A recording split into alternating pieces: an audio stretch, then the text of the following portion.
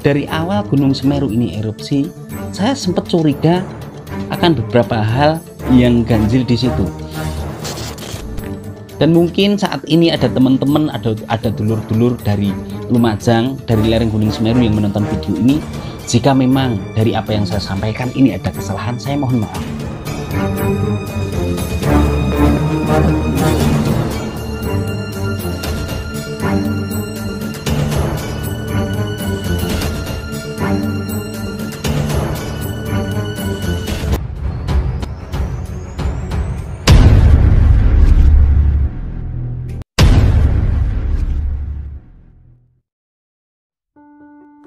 Assalamualaikum warahmatullahi wabarakatuh. Bertemu kembali dengan Kang Zi. Salam sejahtera untuk kita semuanya. Om Swastiastu, Namo Buddhaya.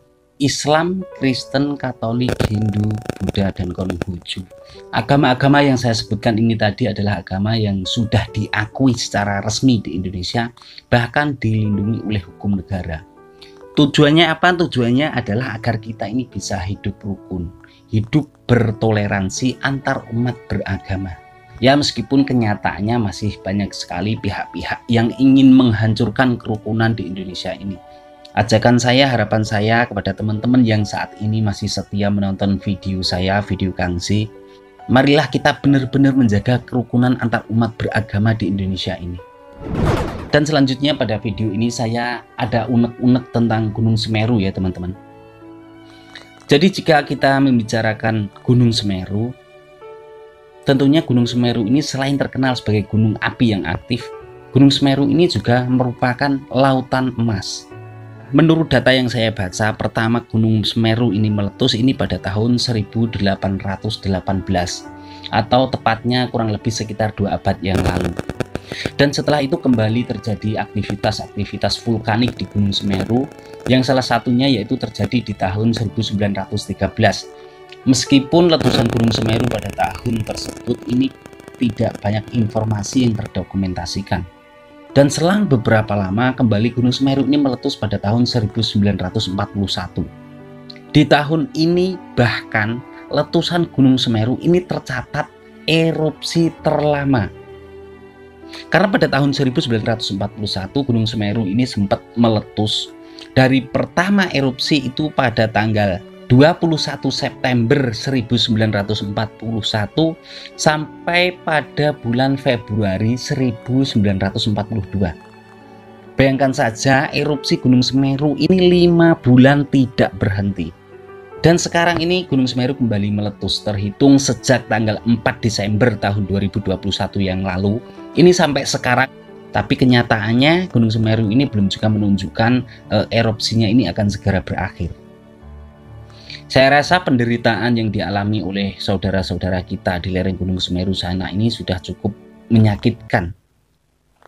Sebenarnya dari awal saya sudah punya pikiran begini. Meletusnya Gunung Semeru ini kan tergolong mendadak, tapi seolah sebagian warga ini sudah siap. Hal ini terbukti. Letusan Gunung Semeru pada tahun ini korbannya ini lumayan sedikit. Jika kita angan-angan, jika kita pikirkan, seolah-olah ini memang sudah ada kesiapan dari masyarakat atau warga sekitar lereng Gunung Semeru itu sendiri. Apakah mungkin jauh-jauh hari sudah ada orang yang menghimbau? Ini yang menjadi pertanyaan saya dari awal Gunung Semeru ini erupsi. Maksud saya begini, dari awal Gunung Semeru meletus seperti yang saya bilang tadi, yaitu sekitar tahun 1818. Disusul lagi letusan-letusan berikutnya. Ini Gunung Semeru mengeluarkan jutaan kubik material, baik itu pasir maupun batu.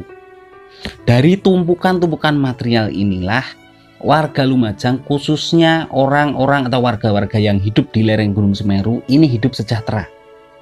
Ya, karena material-material inilah selama puluhan tahun menjadi mata pencaharian untuk warga sekitar.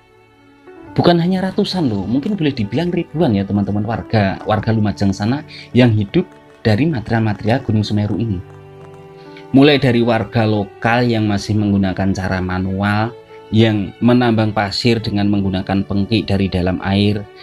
Kemudian ditambah lagi warga masyarakat sana yang melakukan penambangan ini dengan cara paliran, yaitu dengan mengalirkan air yang mana nanti di situ akan terpisah antara batu dan pasir, sampai bos-bos besar yang melakukan penambangan pasir di sana ini menggunakan alat berat seperti eskavator. Dari sekian juta kubik, baik itu pasir maupun batu di sana yang sudah terjual, tentu ini sudah benar-benar sangat membuat kesejahteraan masyarakat yang ada di sana. Terlebih untuk bos-bos besarnya yang di situ menggunakan alat berat. Dan karena semua material-material ini dikeruk selama bertahun-tahun bahkan puluhan tahun, sehingga material ini sekitar beberapa tahun terakhir ini mulai menipis. Dan karena menipisnya material-material inilah, mungkin ini berdasarkan pemikiran saya sendiri ya, mungkin ada pihak-pihak tertentu yang menginginkan, bisa saja meminta, berdoa atau apa, agar Gunung Semeru ini kembali memuntahkan material-material ini. Dan satu-satunya jalan yaitu Gunung Semeru kembali meletus. Dan sampai akhirnya permohonan atau permintaan ini dikabulkan. Gunung Semeru meletus dan mengeluarkan jutaan kubik material lagi seperti yang kita lihat pada letusan Gunung Semeru pada saat ini. Ya, meskipun memang ada sebagian yang harus dikorbankan, ada sebagian warga yang harus menderita dulu, yaitu warga-warga yang terkena dampak dari erupsi Gunung Semeru ini. Sekali lagi, apa yang saya sampaikan ini tadi adalah hasil dari pikiran saya sendiri loh teman-teman ya. Khususnya buat teman-teman lereng Gunung Semeru, mungkin warga Lumajang yang saat ini menonton video ini, jika memang terselip sebuah kesalahan dari apa yang saya sampaikan, saya mohon maaf.